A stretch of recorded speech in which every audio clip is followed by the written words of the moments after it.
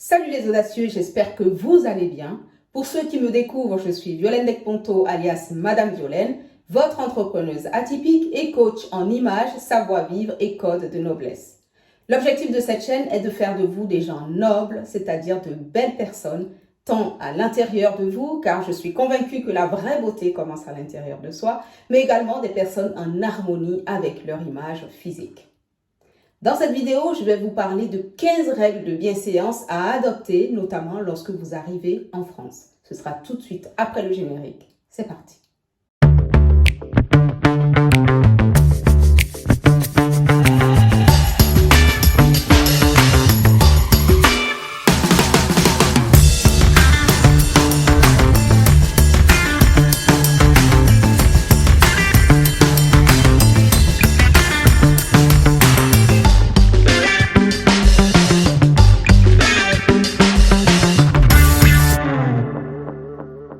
Comme je vous l'annonçais, je vais vous parler dans cette vidéo de 15 règles de savoir-vivre ou de bienséance à adopter lorsque vous arrivez en France. Mais avant d'aller plus loin, je vais d'abord tenir l'une de mes promesses faites dans ma précédente vidéo où je vous disais que j'allais parler d'assimilation. Alors concrètement, qu'est-ce que l'assimilation ? En France, on considère que l'assimilation est le fait d'adopter la culture française comme si c'était la vôtre. Il s'agit en vérité d'aimer la France comme si c'était votre pays. Bien entendu, cela ne veut pas dire que vous devez renier vos origines ni votre culture d'origine, mais il s'agit simplement d'aimer et de respecter cette nouvelle culture que vous découvrez, ses manières, ses codes, ses usages, etc., afin également de vous faciliter l'intégration dans la société française. Revenons à présent à notre sujet du jour. Quelles sont les 15 règles de bienséance à adopter lorsque vous arrivez en France? Suivez bien la vidéo jusqu'au bout, surtout le point 14 parce que je vois l'erreur se commettre trop souvent. Précédemment, nous avons vu comment préparer vos valises avant d'arriver en France, quoi mettre dans sa valise, quoi mettre aussi dans sa tête avant de débarquer en France. Et aujourd'hui, je vais continuer cette série de vidéos autour de l'installation en France. Donc, on considère qu'à présent, vous avez fait votre valise, que vous êtes venu en France et que vous commencez à découvrir cette nouvelle culture, ce nouveau pays et ses codes également. Maintenant, comment vous intégrer plus facilement? Comment adopter les habitudes de la France? Comment préparer votre assimilation en France? C'est de cela que nous allons parler à présent à travers ces 15 règles élémentaires que je vous propose. La première règle à suivre lorsque vous arrivez en France, c'est de ne pas tutoyer les personnes que vous ne connaissez pas. Même si vous avez l'impression de connaître la personne depuis des années, même si elle a l'air sympathique, simple, etc., vous ne devez pas tutoyer une personne que vous venez tout juste de rencontrer sans demander au préalable son autorisation ou sans obtenir son autorisation. La règle voudrait que ce soit la personne la plus âgée qui commence d'abord à tutoyer ou qui vous autorise à la tutoyer avant que vous ne commenciez à la tutoyer, ou encore que ce soit la personne la plus importante hiérarchiquement qui vous autorise à la tutoyer ou qui tutoie tout simplement. Parce que vous pouvez avoir par exemple votre patron qui vous tutoie sans que cela ne soit une autorisation à le tutoyer en retour. Donc la personne la plus âgée peut vous tutoyer, mais pour que vous puissiez la tutoyer en retour, il vous faut soit obtenir son autorisation ou alors la lui demander. S'il s'agit d'un collègue de travail, par exemple, vous pouvez lui demander également l'autorisation en formulant votre demande de la façon suivante. Est-ce que cela vous dérangerait que l'on se tutoie? Dans ce cas-là, la personne vous répondra oui ou non selon ses habitudes, selon également ses convenances. Mais il est important de respecter ces codes élémentaires de bienséance.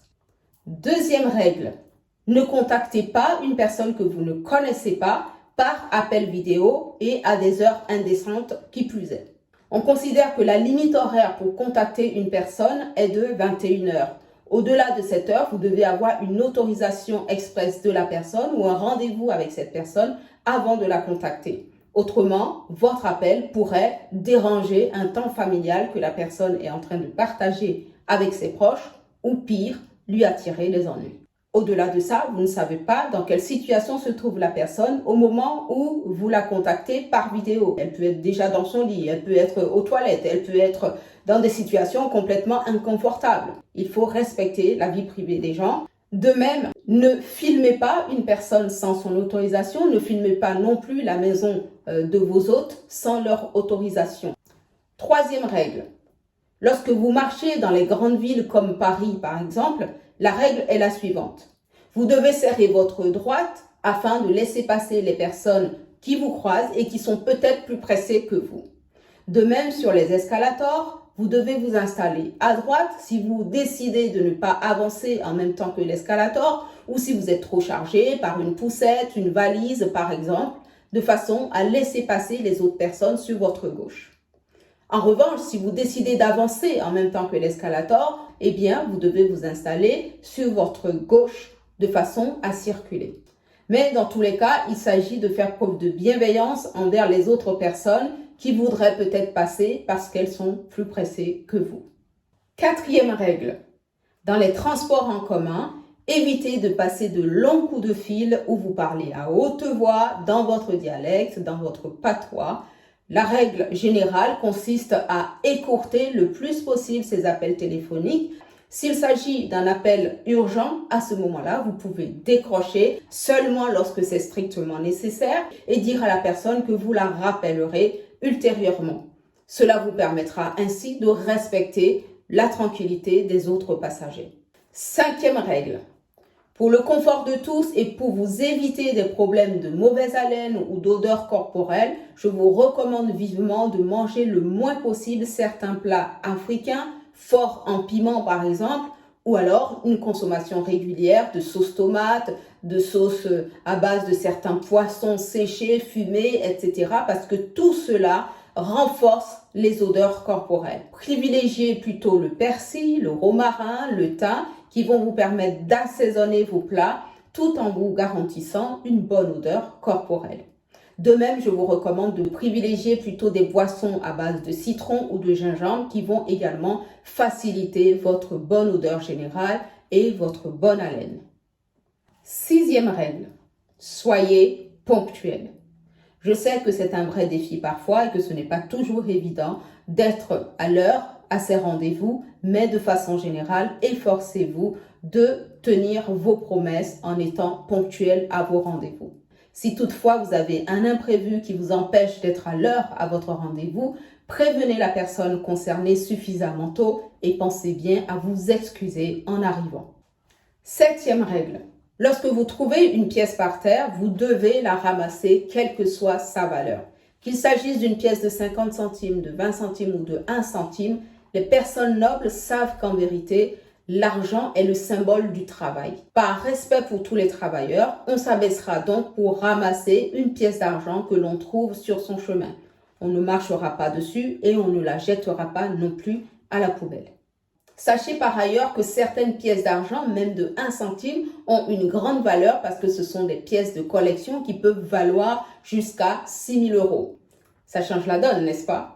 Alors vous savez ce qu'il vous reste à faire la prochaine fois que vous croisez une pièce de 1 centime sur votre chemin.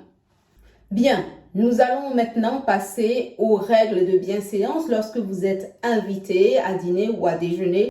Pour ceux qui avaient suivi ma précédente vidéo, j'essaie de vous raconter l'histoire d'une jeune étudiante que l'on appellera... Tiens, je vous laisse me proposer un prénom pour cette jeune étudiante. Comme ça, dans les prochaines vidéos, eh bien, on l'appellera par le prénom qui aura été sélectionné. On va considérer que cette jeune étudiante est fille de ministre, de député, de président et que ses parents ont décidé de l'envoyer en France afin de poursuivre ses études. Elle connaît la France à travers ce qu'elle en a vu dans les médias, dans les films, mais elle ne maîtrise pas plus que ça les codes, les étiquettes, le savoir-vivre de la France. Cette jeune étudiante dont je vous laisse me proposer le prénom est arrivée en France. Elle a pu, grâce à la précédente vidéo, faire sa valise convenablement, se préparer psychologiquement, préparer également son plan de vie. La voilà à présent en France. Elle a également appris quelques règles élémentaires de conduite dans les transports en commun, dans les bouches de métro, etc. On va considérer maintenant que notre jeune étudiante est bien installée, est arrivée dans son logement et a commencé à sociabiliser. Elle fait des rencontres, elle sympathise avec les personnes et elle est maintenant invitée à un dîner ou un déjeuner. Comment doit-elle se comporter lorsqu'elle est invitée à un dîner ou à un déjeuner. Quelles sont les erreurs à éviter, quelles sont les bonnes habitudes à prendre. C'est ce que nous allons voir à présent dans la deuxième partie de cette vidéo. C'est parti. Règle numéro 8. Lorsqu'une personne vous invite à déjeuner ou à dîner chez elle, pensez à lui retourner l'invitation en organisant à votre tour un déjeuner ou un dîner où vous l'invitez. Si vous n'êtes pas sûr de retourner cette invitation, dans ce cas-là, prévoyez un cadeau pour votre hôte. Bien évidemment, ceci ne vous empêche pas d'inviter vos hôtes, si vous en avez les possibilités, à une autre occasion. 9. Lorsque vous êtes invité chez une personne, évitez de critiquer sa décoration, son repas, l'éducation de ses enfants, évitez toute forme de critique. Faites des compliments pour ce qui a été bien réalisé et remerciez pour l'invitation. 10. À table, on ne dit pas « bon appétit » avant de commencer le repas. En famille, vous pouvez vous permettre de le faire, mais de façon générale, lorsque vous êtes invité, on évitera de dire « bon appétit » avant de commencer à manger, notamment chez les aristocrates. 11. Ne posez pas votre téléphone sur la table et ne le consultez pas non plus sous la table. Il est irrespectueux lorsque vous êtes invité d'utiliser votre téléphone. Si toutefois, pour des raisons d'urgence ou des raisons professionnelles, vous devez absolument utiliser votre téléphone, pensez à en prévenir votre hôte dès votre arrivée. Ainsi, lorsque votre téléphone sonnera, vous pourrez vous éloigner pour prendre votre coup de fil qui, là aussi, devra être écourté. 12. Lorsque vous êtes avec une personne qui parle une même langue étrangère que vous, évitez d'entamer une discussion dans cette langue de façon à ne pas embarrasser les autres convives. En effet, il est irrespectueux de discuter dans une langue que les autres convives ne comprennent pas. Au contraire, discutez en français de façon à rendre votre conversation accessible aux autres convives autour de vous. On évitera par exemple de discuter en lingala, en mina, en fon, etc. pour ne pas embarrasser les autres convives qui n'y comprennent rien. 13. Même si vous avez des choses intéressantes à dire, ne monopolisez pas la parole et ne coupez pas non plus la parole aux autres convives. Il sera plus courtois de prêter attention à votre voisin, à votre voisine par exemple, et d'écouter ce qu'ils ont également à dire. On arrive à présent au point 14 et je vous avoue que je n'avais pas forcément prévu faire une vidéo immédiatement à ce sujet. J'avais plutôt prévu faire une vidéo un peu plus élaborée où je parlerai de vin, de champagne, des verres, comment les utiliser, etc. Mais là, je vois l'erreur se commettre tellement souvent qu'il m'a semblé urgent de faire une vidéo à ce sujet. Comme vous vous en doutez, je vais parler de champagne et de vin. Lorsque l'on est invité à un déjeuner ou à un dîner, comment tenir sa flûte ou son verre à vin? Eh bien, ne tenez plus votre flûte par le calice, donc le calice c'est toute cette partie, ne tenez plus votre flûte par le calice, mais plutôt par le pied, encore appelé tige, ou alors par la base. Voilà, vous avez le droit de tenir votre flûte comme ça, mais bon, c'est un peu inconfortable, ou alors par le pied. Mais ne tenez plus votre flûte comme ça. Il en est de même pour votre verre à vin. Le verre à vin ne se tient pas comme ça, ni comme ça, mais plutôt par le pied, ou la base, comme vous voulez. Donc, nous considérons que notre étudiante est toujours à son déjeuner ou à son dîner, le repas se termine et nous arrivons à la 15e règle, donc la dernière de cette vidéo. Il s'agit du moment où l'on doit quitter la table. Eh bien, la bienséance voudrait que l'on ne quitte pas la table avant la maîtresse de maison. Vous devez suivre le rythme de la maîtresse de maison, manger plus lentement déjà, en prenant de toutes petites bouchées, en prenant le temps de bien mâcher, en fermant aussi votre bouche et en attendant que la maîtresse de maison annonce la fin du repas. Mais vous ne devez pas quitter la table dès que vous avez fini votre assiette. Voilà, ce sera tout pour aujourd'hui. Je vous remercie de m'avoir suivi et je vous dis à très bientôt pour de nouvelles aventures avec Madame Violaine.